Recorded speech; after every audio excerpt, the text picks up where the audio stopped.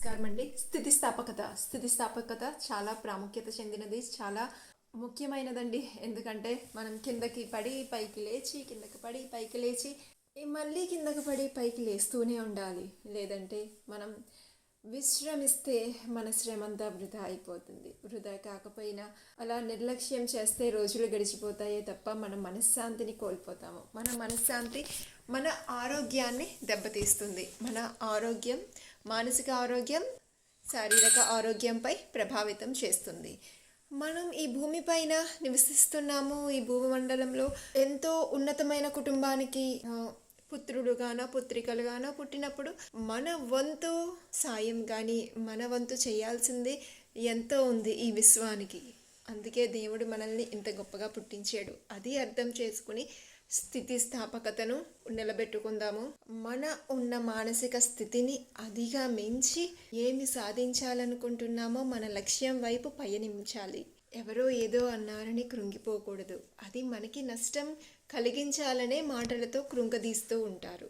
అది వాళ్ళ నైజం. వాళ్ళకి 1000 రెట్లు కర్మ వారు ఖచ్చితంగా అనుభవిస్తారు. వాళ్ళకి వీలైతే ప్రేమని అందిందాము. వాళ్ళ ప్రేమలోపంతో బాధపడుతున్నారు. మన లక్ష్యాన్ని మనం ఛేదిస్తూ వారికి కూడా ప్రేమని అందిందాము. ఎప్పుడైతే చిన్నతనం నుండే విలువలతో కూడిన విద్యని నేర్పించగలుగుతామో అప్పుడు పెద్దయ్యాక వారు ఎదుటి వారిని ఇబ్బంది పెట్టే మనస్తత్వాలను కోల్పోతారు. అలాంటి మనసులు ఉండవు. మనసులు ఎప్పుడు స్వచ్ఛంగా నిర్మలంగానే ఉంటాయి.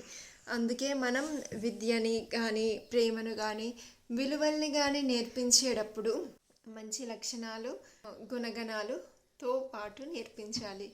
అవి స్థిరపడతాయి, ఎదుటి వారిని ఇబ్బంది పెట్టకుండా ఉంటాయి. ఇది మనం ఎప్పుడు సాధించగలము? ముందు మనం పట్టుదలతో ఎదుటివారు మన పైన విసిరిన రాళ్ళని కూడా మనం మెట్లుగా మలుచుకొని లేచి నిలబడుతూనే ఉండాలి. ఈ విశ్వానికి శాంతిని మన ప్రేమతో అందిందాము. ప్రపంచమంతా శాంతిమయం చేద్దాము. పిల్లలే భవిష్యత్తు. పిల్లల్నే భవిష్యత్తు నిర్మాతలుగా తీర్చిదిద్ది వాళ్ళ నివసించే క్లిష్టమైన పరిస్థితుల్ని కూడా వాళ్ళకి మార్చే సామర్థ్యాన్ని మనం ఇస్తే ఈ ప్రపంచమంతా అద్భుతమవుతుంది. విశ్వమంతా శాంతిమయం అవుతుంది. మనమంతా ప్రేమపూర్వకంగా ఉంటాము, ఆనందంగా జీవిస్తాము, మానవ జన్మని సార్థకం చేసుకుంటాము. నమస్కారాలు.